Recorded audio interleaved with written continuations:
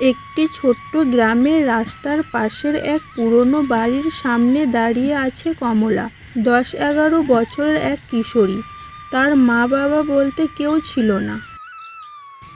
এত বছর কেটে গেল, মা বাবার মুখটাও মনে পড়ে না। কেউ কি কোনোদিন ভালোবেসে আমার নাম ধরে ডাকবে না?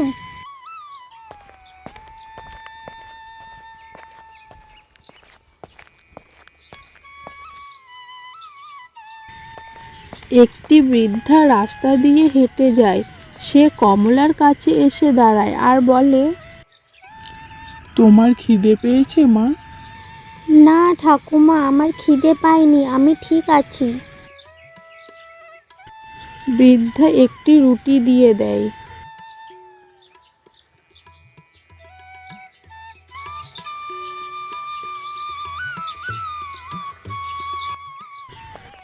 পরের দিন সকালে কমলা কাজের সন্ধানে বেরোয়।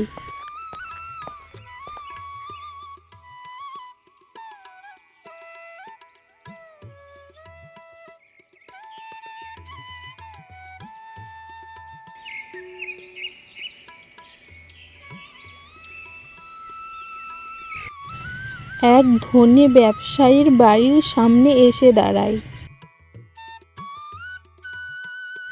যাও, সব ঘরের কাজগুলো করো।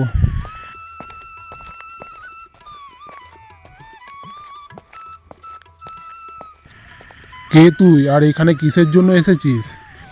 বাবু, আমি কাজ খুঁজতে এসেছি। এখানে কি কোনো কাজ পাওয়া যাবে? তুই কাজ পারবি? কত বয়স তোর? হ্যাঁ বাবু, সব কাজ পারবো। আমার বয়স 10 বছর হবে।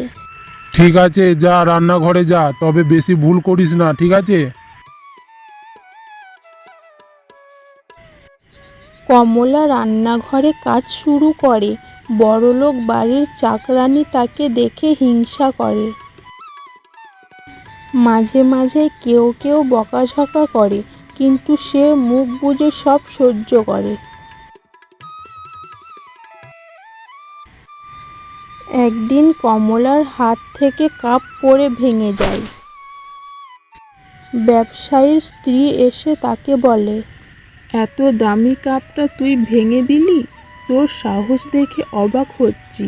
তোর মতো রাস্তার মেয়ে এই বাড়িতে থাকতে পারে না। কালই তোর জায়গা হবে রাস্তায়। কমলা ভয় পেয়ে যায়। সে জানে আবার রাস্তায় ফিরতে হলে তার জীবন আরো ভয়ানক হয়ে উঠবে। কমলা গাছের নিচে বসে কান্না করে। বৃদ্ধা ঠাকুমা এসে তার পাশে বসে। কেঁদে লাভ নেই মা, তুই যদি সাহস না পাস তবে কেউ তোকে সাহায্য করতে পারবে না। কিন্তু আমি কোথায় যাব ঠাকুমা? একজন আছে যে তোকে আশ্রয় দিতে পারবে। চল, আমি তোকে নিয়ে যাব।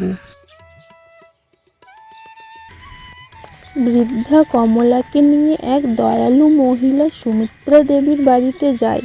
তিনি পথ শিশুদের জন্য একটি আশ্রয় কেন্দ্র চালান।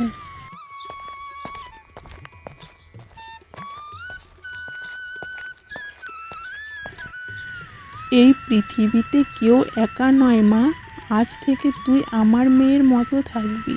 কমলার চোখ দিয়ে টপ টপ করে জল গড়িয়ে পড়ে।